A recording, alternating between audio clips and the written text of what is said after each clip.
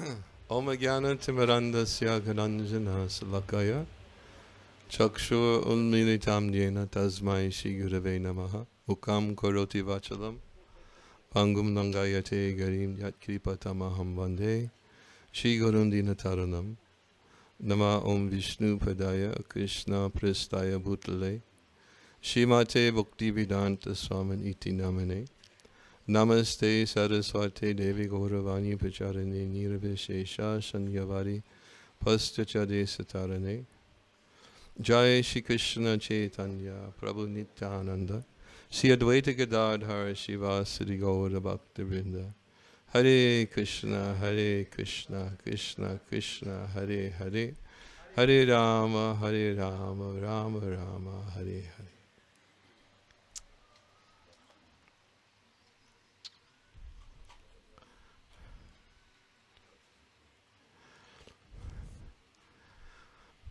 I cannot speak long because I'm actually supposed to be over on the main stage at 4:15.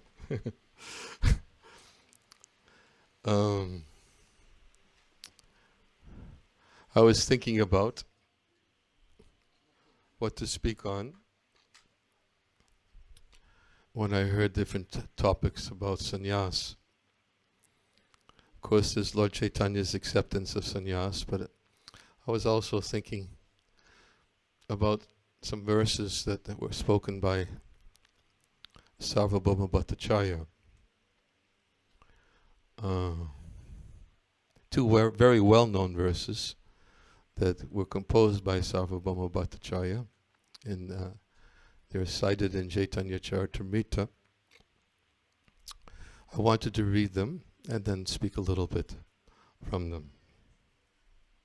And I'll connect it to sannyas also.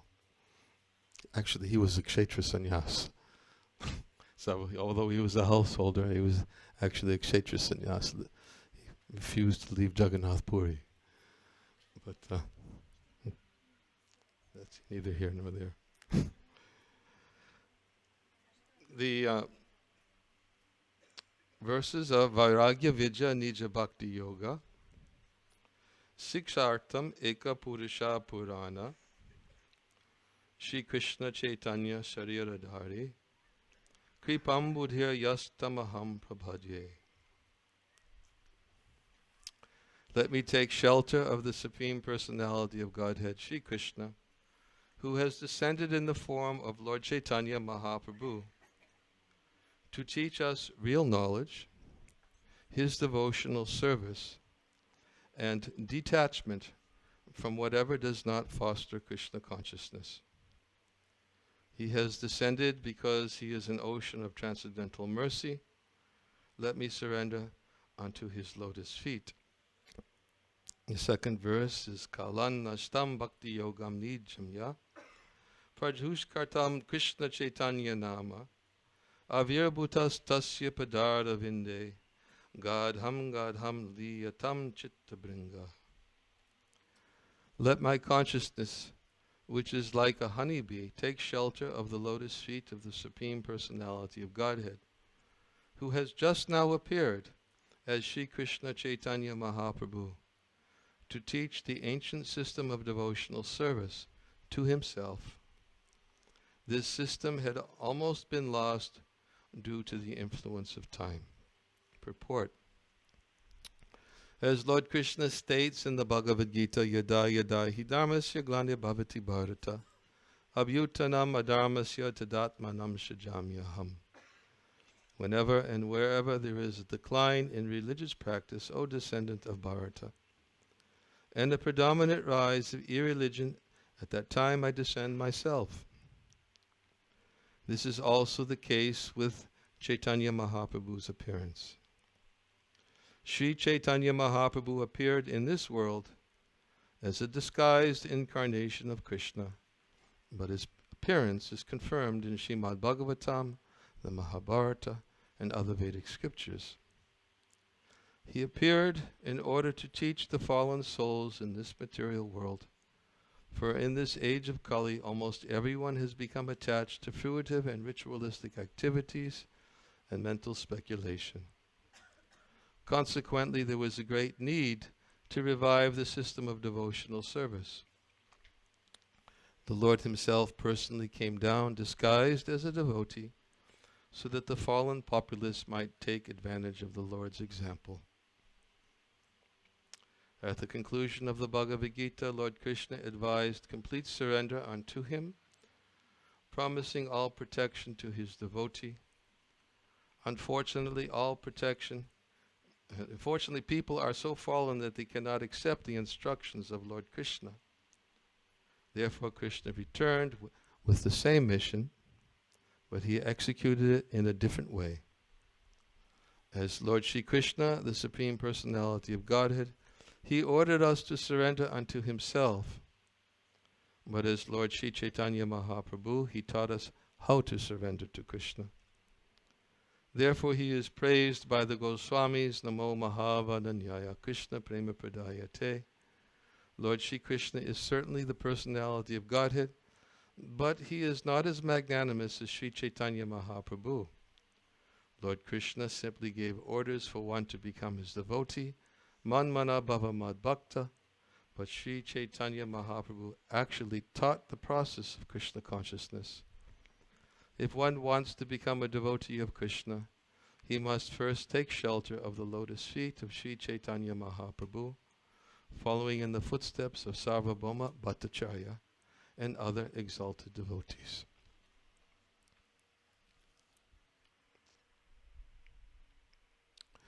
It's interesting that these verses were composed by Sarvabhauma Bhattacharya. If we take into consideration his position prior to the composition of these verses, he was known as the reservoir of all bad logic. He was totally influenced by Mayavad philosophy. Although he was a very learned scholar, and it's described how Sarvabhauma Bhattacharya, his father was Maheshwara Visharada, who was also a scholar, who had a school. And Sarvabhauma Bhattacharya, it said that he went to Mithila to study Nyaya and Vedanta there. And at that time, they had a sort of like a stranglehold in there at that place of the teachings of Nyaya, which is logic and argument and Vedanta. And the students weren't allowed to write anything, or no books were there. And Sarvabhauma Bhattacharya had gone there and to learn these topics. And he was such a learned person that everything that he heard, he memorized. And then he later went and opened up a school. I think it was in Navadvip for some time, and then he moved to Puri and opened up a school in Jagannath Puri. And it was there in Jagannath Puri that he had taken Kshetra Sannyas, and he would vow to never leave Puri. Some people say that he memorized everything, and then he went and opened the school, and he wrote everything down from memory and used that as material for teaching his students. Said elsewhere also that he learned from his father, Maheshwara Visharada, and that was the basis of his knowledge. But nonetheless, his knowledge was that of Nyaya, logic and argument, and Vedanta, with an impersonal understanding. And nonetheless, although that was his background, of course, Gaura Ganadesh Dipika also explains that Sarvabhauma Bhattacharya was actually Brihaspati, who actually had come to assist the Lord in his pastimes. Yesterday we were giving class about the appearance of Lord Chaitanya, explaining how the Lord had requested certain devotees to precede him. Krishna himself had made a personal request. He asked Jagannath Mishra, he asked Sachimata, he asked Madhavenja Puri, he asked Ishwara Puri, he asked Pundarik Vijayanidhi. All of them, they came and they descended before him, Haridas Thakur, and they took birth in various places. And Sarvabhauma Bhattacharya also is explained here as Brihaspati, who came to assist the Lord in his pastimes. Nonetheless, as we were saying, that it's interesting to note that these verses that he composed, Kaviraj Goswami states about these verses, he says, these two verses composed by Sarvabhauma Bhattacharya will always declare his name and fame as loudly as a pounding drum, for they have become pearl necklaces around the necks of all devotees. Such is the nature of these verses. Prabhupada oftentimes quoted this verse, Vairagya Vijanija Bhakti Yoga Shikshate Ektam Purusha Purana Shri Krishna Chaitanya Sarira Dhani Kripambudhir Yastamaham Prabhaji, glorifies the Lord. Now when he wrote these verses, Sarvabhauma Bhattacharya wanted to actually bring these verses and give them to Lord Chaitanya. And first he brought them, he gave them to Lord Chaitanya, who was staying in Puri. He was staying there with Jagadananda was present. And I think Mukunda Dat was also present. And he showed these these verses to them and said, can you please deliver these verses to the Lord? Now the Lord, of course, as Prabhupada explains in the purport, he appeared as Chana avatar. He was a hidden incarnation. His mood was always that of a devotee of the Lord. And he did not want to in any way, shape or form hear that he was the Supreme Personality of Godhead. And knowing that, when Sarvabhauma Bhattacharya showed these two verses to Mukunda Dat and Jagadananda and asked him to bring it in, Mukunda Dat was thinking, when the Lord sees these verses, I don't know, I can't predict what he's going to do with them. So he took the two verses which were on a palm leaf, and he wrote them down on the side of the hut that Lord Chaitanya was staying in, these verses. And then Jagadananda brought the verses into the hut, showed them to the Lord looked at them and immediately tore them up. Didn't want to hear. Didn't want to hear it. And there are many cases of this also in the Chaitanya Bhagavat. There's a nice description also of Advaita Acharya, that one time he was having a kirtan. And when he saw Lord Chaitanya, he decided to start glorifying Lord Chaitanya as the Supreme Personality of Godhead and glorifying his names, although previously they had been engaged in chanting Krishna's names. But at this particular time, when Advaita Acharya saw the Lord, he decided that I'm going to start chanting the names of Gauranga. So he started chanting the names very loudly, and he was surrounded by all the devotees, and the devotees were very intimidated. They're thinking, what's going to happen when Lord Chaitanya hears this? You know, he's not going to like it. But they looked at Advaita Acharya, and Advaita Acharya was like chanting the names ferociously like a lion, very loudly. And when they looked at him and saw his audacity to chant Gauranga's names in this way, they started to get some confidence. So they started chanting along with him. And when Lord Chaitanya heard them, he immediately went, and he left that place, and he went into the room and he closed the door. And Advaita Acharya with all the devotees, they followed him to the room, still chanting the names of Gauranga, Gauranga. And they opened the door, and Lord Chaitanya didn't want to hear it. But still they kept on chanting loudly, and there was some conversation. I think it was Srivas Pandit who put his hands up. And he said, And Lord Chaitanya said, no, why are you doing this? Why are you chanting these names? And Srivas put his hand up and he put his hand in front of the Lord. And he said, what does this mean? He says, just like if you try to block the sun with your hand, it's impossible. So it's in the same way, you're trying to hide yourself, but we know who you are. You cannot hide. We know you're that same personality who was invited by Advaita Acharya to come to this world to deliver the fallen souls. This is your actual identity. Please don't try to hide it from us. We can see who you are. Of course, Lord Chaitanya, he had to accept it, but that was his mood. He didn't want to hear. He didn't want to hear that he was the Supreme Personality of God. His mood was always that. And as we were reading yesterday, we were speaking at the Vaishnava Academy. And when Lord Krishna actually was speaking, he was describing his own purpose for which he wanted to come. He says, I want to come as a devotee and teach devotional service by my example.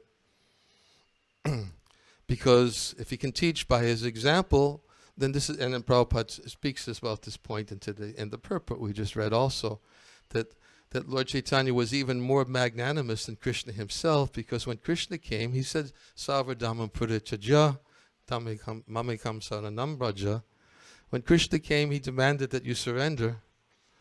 But Lord Chaitanya, he took away that condition, and he taught by his example what real surrender is. And as we know what real surrender is, when Krishna says, Savadamam purichaja mamekam saranam vraja in Bhagavad Gita, Vishwanath Chakravarti Thakur explains that all the components of that surrender were in the previous verse. Manmana bhava madbhakta madhyajimam namaskuru. To always think of me, worship me, offer your homages unto me, surely you'll come to me. So Lord Chaitanya, he's even more magnanimous than Krishna himself, because Krishna set the condition that first you surrender, but Lord Chaitanya simply came to teach by his example what is surrender. And he explains in Chaitanya-charitamrita and the Adi Leela, and there's very many verses which explain very clearly that how can one teach devotional service if he doesn't practice it himself? How will I teach? I have to practice it myself. Otherwise, who will follow? And he quotes various verses from the Bhagavad Gita. Yad yada charati sheshtas tadhare veturojana sayat pramanam kurute lokastaranuvartate. That whatever actions are performed by great men, then common men will follow in his footsteps. Whatever standards he sets by his exemplary acts, all the world pursues. And he says, when I come, and then I have to teach by example, because if I don't teach by my example, then the whole world will be put to ruination if everybody will follow my example. So these verses are given by Kaviraj Goswami in explaining what was Krishna's mood prior to his appearance. And that's why he decided to come again, as Prabhupada said in the purport. This time he came again as Chaitanya Mahaprabhu, but with a different purpose, a different method for teaching surrender, as then Lord Krishna, simply by his words. Lord Chaitanya taught by his example. So, therefore, he was always in the mood of a devotee, and except for the very short time that he revealed his divinity during the Mahaprakash Leela in the house of Srivas Thakur, when he stood on the altar and gave benedictions to the different devotees and revealed his actual identity at that time. Generally, he did not expose so much his divinity, except his devotees. They recognized, they knew, such as we just explained before, they knew who he was. But even in the very beginning, when the Lord appeared, although he asked all his associates to come to this world, and the associates took birth at various places to purify those places, and they all came to Navadvip, it's explained that the associates of the Lord, although they were eternal associates of the Lord, they didn't even know who each other were. They didn't, when they came together and they were actually discussing Krishna Katha, they didn't know who these personalities were in this, by Yoga Maya potency. They didn't know. They didn't know who the Lord was. Even on the way to the Acharya, he didn't recognize his Lord. When at the way to the Acharya, when young Nimai would come to get his brother Vishvarup to take him from hearing Hari Katha from Advaita Acharya, when he was preaching the glories of devotional service. And when young Nimai would come and tell him, it's time to go home, brother, Mata's calling, it's time for lunch, please come. And as Vrindavan Das Thakur says, that when Nimai would come to that place, how was he dressed? He was clothed by the four directions. But so attractive. So attractive. It's a little baby, young Nimai. And when Advaita Acharya, he would look at young Nimai, he became so captivated by his beauty that he became stunned. He couldn't speak. He stopped speaking. And everybody else who saw them, they just became stunned by his beauty. And Advaita Acharya began looking within his heart, what is it about this child that's so attractive to my heart? What is it? Although he was the same person who called him to come. He called him by offering Tulsi and Ganges to Shalagam Shila. He understood that at the particular time people were so much absorbed in this Nyaya, this logic and argument, study of the Vedanta. But it's actually described in Chaitanya Bhagavat, people were studying Shastras, but their only purposes for studying Shastras was to get into arguments. That's all. That was their goal. That was their objective. Who can defeat who? I have a better guru than you have, because I can defeat you, and you can't defeat me, therefore my guru is better. And this was their whole enthusiasm for studying Shastras, to get into argument and to see who could defeat who. And Vrindavan Das Thakur says that even though so much Shastra was spoken, the word bhakti never came out of anyone's mouth. This was the situation. This was the situation at that time. And he also says, Vrindavan Das Thakur also states that when people come together for large gatherings, usually it was for weddings and birthdays.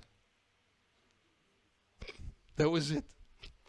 And then, although they were engaged in worship, they were worship the goddess Chandi for material benefits. This was the situation that Advaita Acharya was seeing, and he understood that I don't think I can do anything to deliver these people, only if I can bring Krishna himself. Krishna himself must come. If I can invoke him to come, then certainly because only Krishna can bestow this kind of devotional service to the fallen people in this age. So, although Advaita Acharya invoked, and Lord Chaitanya many times says, and it's stated in Chaitanya-charitamrita, that one of the purposes for Lord Chaitanya's descent was to answer the call of Advaita Acharya. He had his internal purposes that he had to fulfill, but he also had his external purposes, was the congregational chanting of the holy name of the Lord, to relish the sweet taste of the holy name of the Lord, and also to answer the call of Advaita Acharya. So Advaita Acharya called him, but he didn't recognize his Lord. Didn't know. He was covered. Of course, in the beginning, not many people knew about his identity. So, therefore, when Lord Chaitanya saw these verses on the palm leaf, he tore them up. And because he didn't want them to, it says right there, I glorify the Supreme Personality of Godhead Krishna, who's come as Chaitanya Mahaprabhu. He's come to teach devotion to himself. He's come to teach detachment from anything that doesn't foster Krishna consciousness. He's come to teach devotional service. He is an ocean of transcendental mercy. Many verses in the Chaitanya-charitamrita describe Lord Chaitanya as this ocean of transcendental mercy.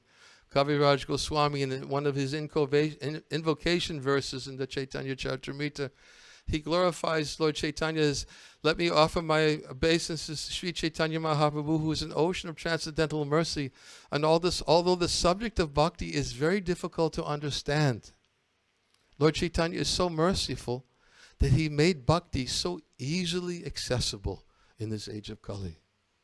How did he make it so easily accessible? Sometimes we foolishly think that the way to make bhakti easily accessible is to package it in a way that's attractive. This is how people think that this is how to make bhakti easily accessible. Let's package it so people will be attracted. But what is Kaviraj Goswami? How did Lord Chaitanya make it so easily accessible? He made it so easily accessible because he was practicing it fully himself. And therefore people seeing his devotion, people seeing his tears from his eyes, people seeing his taste for the holy name of the Lord, people seeing his ecstatic symptoms, simply by seeing, people became devotees of the Lord. This is how he made it accessible, because he practiced it himself. Krishna himself had to come to bring that mercy and to practice it himself, to teach others. This is what love of Godhead is. This kind of attachment to the holy name, this kind of attachment, this mood of surrender and service. And then this verse that we also read, let my consciousness, which is like a honeybee, take shelter of the lotus feet of the Supreme Personality of Godhead, who has just now appeared as Sri Krishna Chaitanya Mahaprabhu to teach the ancient system of devotional service to himself. Uh-oh, I forgot. Hare Krishna. I wanted to say something else. I wanted to get to the sannyas part, because topic was about sannyas. Sarvabhauma Bhattacharya, if you remember, Sarvabhauma Bhattacharya, when Lord Chaitanya went to Jagannath Puri, and as he was entering Jagannath Puri, first place he went to the Jagannath temple, and when he went to the Jagannath temple, he fell down in ecstatic trance upon seeing Lord Jagannath, and it was Sarvabhauma Bhattacharya who made an arrangement to take Lord Chaitanya to his home, and he was concerned about this young sannyasi, and gradually Sarvabhauma Bhattacharya was thinking that maybe what is it, what are the symptoms that he's manifesting? He put cotton under his nose, and he began to perceive that actually that it's probably that he was experiencing ecstatic symptoms. Then there was a whole, gradually, when Nityananda and Haridas Thakur and others came, they also came behind Lord Chaitanya. They went to Sarvabhauma Bhattacharya's house on the request of Gopinath Acharya, and Gopinath Acharya then had a discussion with Sarvabhauma Bhattacharya, and Gopinath Acharya not only had a discussion, but he was very disturbed because Sarvabhauma Bhattacharya had made a suggestion after that this young sannyasi, he has taken the vows of sannyas from an inferior sampradaya, who was taking the sannyas. When he heard his previous situation from Gopinath Acharya, because he asked Gopinath Acharya, tell me, what is the previous situation of this sannyasi? And Gopinath Acharya said, well, he was actually the son of Jagannath Mishra and Sachi Mata, and his what was his relationship with Nilambara Chakravarti? It was the father of his mother, Sachi Mata's. Yeah. And Nilambara Chakravarti was an associate of Maheshwara Visharada, who was the father of Sarvabhauma Bhattacharya. And he began to describe his previous situation, and he also began to describe from whom he took sannyas, from Keshava Bharati. And then when Sarvabhauma Bhattacharya heard his previous situation, he said, actually he's taken sannyas from an inferior sampradaya, from the Bharati sampradaya. If what would be better is if he takes sannyas again from me, I will give him his cloth, and he can take sannyas in the superior sampradaya. And in this way, he presented this as a proposal to Gopinath Acharya, and when Gopinath Acharya heard it, he said, you don't understand. This is Chaitanya Mahaprabhu, and he is the Supreme Personality of Godhead, and there's no question of any external formalities required for him, for his sannyas. And why are you making such a suggestion?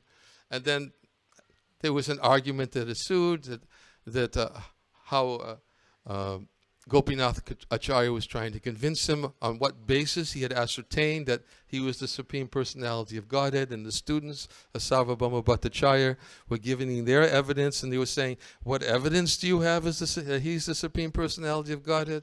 And they went back and forth in the different types of evidence, and of course the result was that Gopinath Acharya, although he presented all the evidence, clearly how he could understand that Sri Chaitanya Mahaprabhu is the Supreme Personality of Godhead, nonetheless Sarvabhauma Bhattacharya was still of the same opinion and did not change. Of course, Lord Chaitanya, he understood Sarvabhauma Bhattacharya's mentality, and later there was a discussion between Lord Chaitanya and Sarvabhauma Bhattacharya. Lord Chaitanya expressed total humility in the presence of Sarvabhauma Bhattacharya. He actually treated him as a superior person and submitted himself to be instructed by him. And when he submitted himself to be instructed by him, then a conversation ensued. And there's a very interesting conversation, part of this conversation, which is not Chaitanya-charitamrita, but it's in Chaitanya Bhagavat. And I wanted to read these verses because it was what Sarvabhauma Bhattacharya said about sannyas. Now, of course, we know Sarvabhauma Bhattacharya was speaking about, and Indradumna Maharaj also alluded to it, that Mayavad sannyas. Because it was Mayavad sannyas, which was actually what everybody was accepting at the time. And even Lord Chaitanya, he had his Ekadanda, and he did that, of course. He took sannyas in order to attract everybody in this way. But nonetheless, Sarvabhauma Bhattacharya was giving various arguments of why you taking sannyas. And they're very nice, interesting quotes about sannyas that I wanted to read. It's from Chaitanya Bhagavat, and they are, it's in the, I think it's Ancha-lila.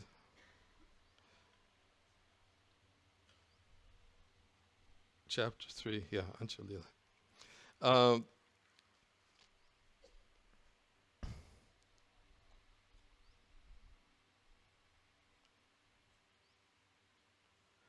There's a conversation. He said, by the arrangement of providence, the Lord one day sat down in a solitary place with Sarvabhauma. The Lord said, listen, Sarvabhauma Mahashaya, let me reveal my heart to you. Although I came to see Jagannath, my main purpose here was to meet you. Will Jagannath speak to me? It is you who will completely destroy my material bondage. This was Lord Chaitanya speaking to Sarvabhauma Bhattacharya. You are fully empowered by Lord Krishna, so you are able to award one loving devotional service to Krishna. This is, of course, Srila Bhaktisiddhanta in his Tika gives a very interesting point here. He says, realizing that Sarvabhauma's desire for the four objectives of life was simply deceitful, Sri Gaurasundar also deceitfully told him that he had come to Nilachala to take instruction from Sarvabhauma, and that Sarvabhauma had the power to bestow on one loving devotional service to Krishna. Then Lord Chaitanya says, therefore I take shelter of you, do whatever you consider is beneficial for me. What rules and regulations should I follow? How should I live? Please instruct me so that I did not fall into the well of material life. As we know, Sarvabhauma Bhattacharya, he was very, very concerned that he's very young. How can he make such vows of sannyas and be renounced? He should hear Vedanta from me so he can become sufficiently renounced. That's what he was thinking. Such a young man, such an attractive man. He was saying, with a beauty like yours, how do you think you're going to stay celibate? Everybody's going to be attracted to you. He was giving such kind of arguments, Of course, we just heard today that devotees took sannyas at a very young age. But nonetheless, we see they have Mahaprabhu's mercy. They've kept their vows because of their attachment to Lord Chaitanya and the service of Lord Chaitanya. So he says, what rules and regulations should I follow? How should I live? Please instruct me so that I do not fall into the well of material life. Please instruct me without reservation. Know for certain that I am a soul surrendered to you. In this way, Gaurhari, used various means to delude Sarvabhauma while speaking to him. Without realizing the Lord's intention, Sarvabhauma began to speak about the religious duties of living entities. Sarvabhauma said, "I appreciate everything you have said." Of course, he didn't say, "No, I'm not so advanced. I appreciate everything you said." Interesting. The devotion that has awakened in you is certainly most wonderful and beyond description. You have attained Krishna's mercy, but you have done one thing that is improper. Although you are most intelligent, why did you take sannyas? Srila Bhaktisiddhanta Saraswati Thakur says in his Tika, Sarvabhauma said, "O Krishna Chaitanya, you have attained Krishna's mercy and you are most intelligent. So why did you take sannyas? What qualification do you have to take sannyas? You're too young." Personalities like Madhavendra Puri have taken sannyas, but they have done so after maturely enjoying material life. Before accepting sannyas, you should have particularly considered that everyone respects a sannyasi as a member of the topmost ashram. Since you have accepted Vaishnava principles which entail becoming humbler than a blade of grass, what need was there to become a candidate for receiving the highest respect found in social etiquette? Giving up shika and Brahmin thread is an example of pride. It is simply the desire to ascend to the highest level of fame. A person following Vaishnava principles should offer obeisances to a dog eater, a cow, and an ass, and he should not accept respect from anyone. Interesting how Shiva Ramaraj said it's the one possession that a sannyasi has. As Prabhupada said that also, is respect. If he loses respect, how can he preach? Of course, Sarvabhauma Bhattacharya is speaking this way because he didn't know the glories of Vaishnava sannyas.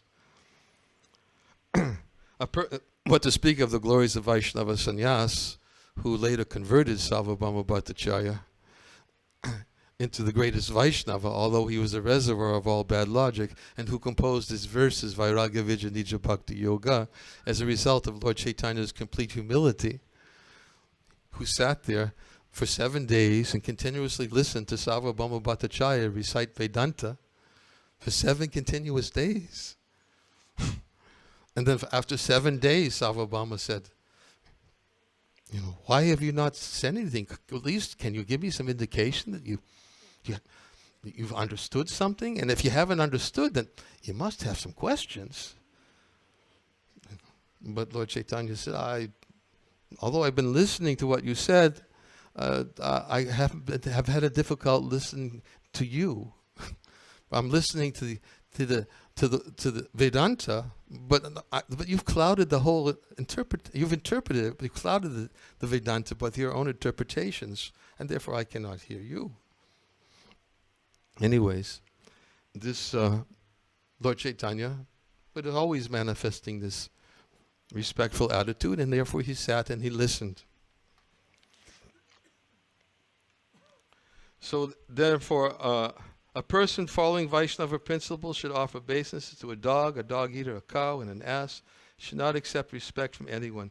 Mayavadi sannyasis in particular consider themselves equal to the Supreme Lord, who is the creator, maintainer, and annihilator. Therefore, they are unworthy sons and foolish. And then Sarvabhauma Bhattacharya says, just consider, what is the use of accepting sannyas?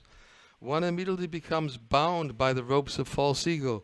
One who carries a danda considers himself a great person and does not fold his hands before anyone. A sannyasi is not afraid to accept obeisances from such a personality that the Vedas declare the dust of his feet should be respected. False ego is never good. Try to understand the words of Srimad Bhagavatam in this regard. Realizing that the Supreme Personality of Godhead has entered the body of every living entity, as the Supersoul, one should offer obeisances before all, even the dogs, outcasts, cows, and asses falling flat upon the ground like a rod. You should offer full obeisances to all living entities, including the Brahmins, dogs, and dog-eaters. Vaishnava etiquette is to offer respects to everyone, but one who is a hypocrite has no attachment for this. The only gain in giving up one's Shika and Brahman thread is that respectable people offer one their obeisances. This is the first loss in accepting sannyas. Now hear about the other loss by which one's intelligence becomes polluted. Of course, Sarvabhauma Bhattacharya is trying to convince Lord Chaitanya that he shouldn't have, in these verses, that you shouldn't have taken sannyas in this way. You're too young and you may fall from your position. But Lord Chaitanya, of course, as we know by his perfect example of complete renunciation, Vairagya Vijaya Nija Bhakti Yoga, because he taught devotional service, he taught everyone how to become attached to the lotus feet of the Lord. He taught everyone by his example how to achieve complete renunciation by becoming attached from anything that material that doesn't foster Krishna consciousness.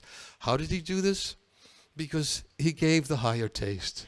Whereas the conception of sannyas is to renounce this world, understanding that this world, was it you that quoted the verse? Anasaktasya vishayan yataham upayanjata nirbandha Krishna sambandhe yuktam varagi muchite. Prabhupada would oftentimes quote the verse that one who renounces things without understanding their relationship with the Supreme Personality of God can never be as complete in his renunciation as one who sees everything connected to Krishna and uses everything for Krishna's service. So Lord Chaitanya, he taught the ideal principle of renunciation. He taught the ideal position of sannyas by his example. And he was able to convert even the most hard-hearted logician who is attached to logic and argument and the study of Vedanta with an impersonal conception to become a lover of Krishna. So much did he become a lover of Krishna that he even tried to suggest to Lord Chaitanya later. He says, there's one verse I read in the Srimad Bhagavatam. Tatenu kapam sushamikshamano bhujana evatma kritam vibhakam hridvag vapabir vidanam namaste jiveti yo mukti pade sadaya bhak. And he tried to make a proposal to Lord Chaitanya because he became such an ecstatic lover of Godhead that when he heard this word mukti, immediately what arose in his heart was anger. Mukti. Something's wrong. I suggest we change this word from mukti to bhakti. And he wanted to make this recommendation to Lord Chaitanya that this mukti pade is not proper. It should say bhakti pade. Of course, Lord Chaitanya convinced them that actually mukti pade means mukti pad, that all liberations take shelter at the lotus feet of Krishna. And therefore he is known as mukti pad. And therefore we're saying that actually mukti pade is actually speaking of Krishna. There's another explanation he gave for mukti pad. Do you remember what it was? He gave to ultimate mukti is devotional service. Yes. Ultimate mukti is devotional service. So, although Sarvabhauma Bhattacharya wanted to change mukti pade to bhakti pade, then nonetheless Lord Chaitanya, by his mercy, he was able to convert Sarvabhauma Bhattacharya into the personality who would compose these two wonderful verses about Lord Chaitanya, which would be heard and resounded throughout the world just like a pounding drum. And the glories of Lord Chaitanya, Sri Chaitanya Mahaprabhu. So this is a little bit about the pastimes of the Lord, his appearance, his purpose for his appearance, and we thought we would present a little bit about sannyas, because the topic of a sannyasi was also spoken about today. And then although Sarvabhauma Bhattacharya's instructions were very relevant, but they did not know the power of devotional service, that for a devotee of the Lord who sees the Lord in everyone's heart, for a devotee of the Lord who's always attached, etam sa astaya paratmanishtam, because he's paratmanishtam, he's always fully engaged in the service of the lotus feet of Mukunda. He will not fall down if he's always fully taking shelter of the lotus feet of Mukunda and seeing Krishna in everyone's heart and preaching Krishna consciousness with full enthusiasm. Lord Chaitanya himself, when he was wandering throughout Radhadesh, even himself, he would quote this verse from the Avanti Brahman, Etam sa astaya paratnishtam, glorifying the Paratma Nishta, which means full engagement in devotional service, full meditation on the lotus feet of Mukunda. And this was established by all the previous authorities, that this is the best platform of renunciation. This is real sannyas. So I've spoken a little bit longer than I probably should have, but and I think I'm going to be late for the kirtan on the stage. So thank you very much. Hare Krishna. Glories to Prabhupada.